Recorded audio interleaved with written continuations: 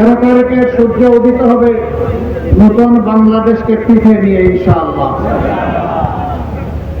সেই বাংলাদেশে মহান রব্বুল ইজ্জত যদি আমাদেরকে সুযোগ দেয়, তাহলে যে সমস্ত ত্রুটি এবং দুর্বলতার কথা এই মাত্র বললাম, আমাদের প্রত্যেকের 2 হাতের 10 আঙ্গুলের থেকে পরিচ্ছন্ন থাকবে ইনশাআল্লাহ।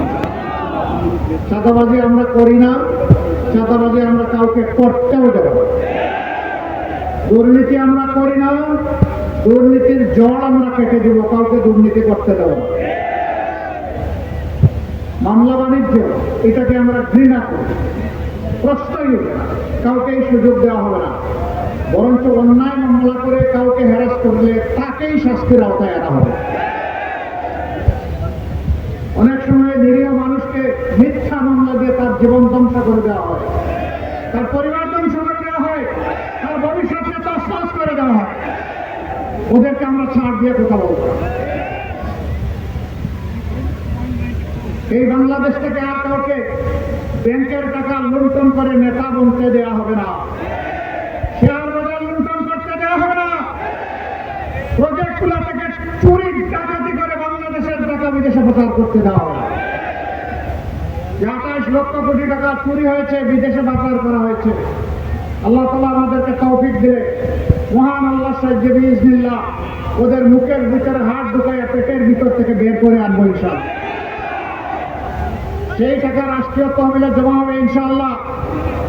এই দিয়ে যে এলাকা যত বেশি বঞ্চিত হয়েছে, যে এলাকাকে যত বেশি নির্যাতিত করা হয়েছে, সেই এলাকা থেকে ইনশাআল্লাহ আমাদের উন্নয়নের যাত্রা শুরু হবে।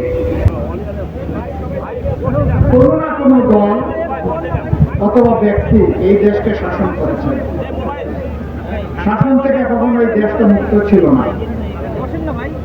তারা যারাই এসেছেন এসে বলেছেন অতীতে কিছুই হয় নাই, এখন আমরা সবকিছু করে দেবো। তারা কি করে দিয়েছেন, কি দিতে পারেনি, এর সাক্ষী বাংলাদেশের 18 কোটি জনগণ আর বাউফলের জন্য বাউফলের ভাই এবং বোনেরা জনসাধারণ।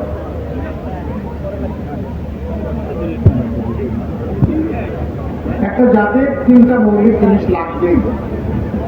একটি হচ্ছে তার একটি ভালো শিক্ষা লাগবে, ভালো শিক্ষা পেতে হলে ভালো শিক্ষা প্রতিষ্ঠান প্রয়োজন হবে।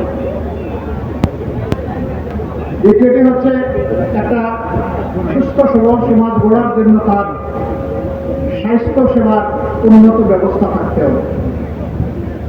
আর তৃতীয়টা হচ্ছে সমাজে আইন শৃঙ্খলা পরিস্থিতি এবং ন্যায় বিচার থাকতে হবে। এই 3টা জিনিস যদি কোনো সমাজে থাকে, এই সমাজ একটা ভালো সমাজে পরিণত হয়।